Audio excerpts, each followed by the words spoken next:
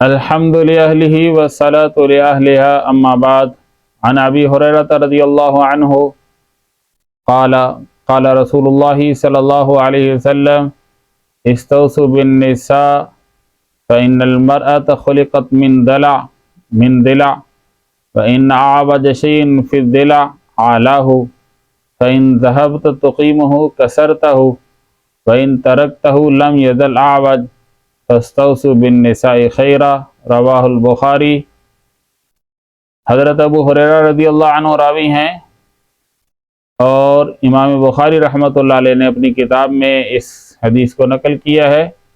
حدیث نمبر ہے 3331 3331۔ نبی علیہ السلام ارشاد فرماتے ہیں عورتوں کے ساتھ بھلائی کیا کرو، اپنی بیویوں کے ساتھ بھلائی کیا کرو۔ پھر نبی علیہ السلام نے اس کی وجہ بتائی۔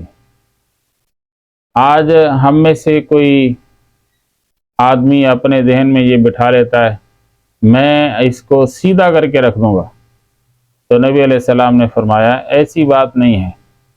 فَإِنَّ الْمَرْأَةَ خُلِقَتْ مِنْ ضِلْعٍ، عورت کو اللہ نے پسلی سے پیدا کیا ہے۔ وَإِنَّ أَعْوَجَ شَيْءٍ فِي الضِّلْعِ أَعْلَاهُ، اور پسلی بھی جو اوپر والی پسلی ہے وہ بہت ٹیڑھی ہوتی ہے۔ فَإِن ذَهَبْتَ تُقِيمُهُ كَسَرْتَهُ، اگر آپ کھڑے ہو جائیں میں اپنی بیوی کو سیدھا کر کے رکھ دوں گا، میں اس کو سیدھا کر کے رکھ دوں گا، فرمایا پسلی کبھی سیدھی نہیں ہوتی، ٹوٹ جاتی ہے۔ پسلی ٹیڑھی ہوتی ہے، ٹیڑھی ہی رہے گی۔ ہر انسان اپنی ٹیڑھی پسلی کے ساتھ زندہ ہے، تو اس سے ہمیں اشارہ ہے ہر انسان اپنی بیوی کے ٹیڑھے پن کے ساتھ ہی زندگی گزارے۔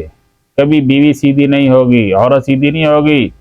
فرمایا ان ترکتہ لم یزل اعوج، آپ اس کو چھوڑ دیں ٹیڑھی ہی ٹیڑھی رہے گی، بس آپ اس کے ساتھ بھلائی کرتے رہیں اور اس کی طرف سے اگر کوئی ناگواری ملے اس کو برداشت کرتے رہیں۔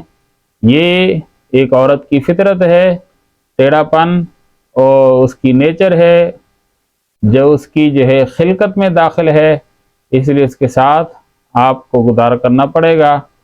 معاشرہ آباد ہوتا ہے انمول اخلاق، انمول انسان کے انمول اخلاق کے ساتھ، اس لیے مجھے اور آپ کو اس پر عمل کرنے کی اللہ توفیق عطا فرمائے۔ وآخر دعوانا ان الحمد للہ رب العالمین۔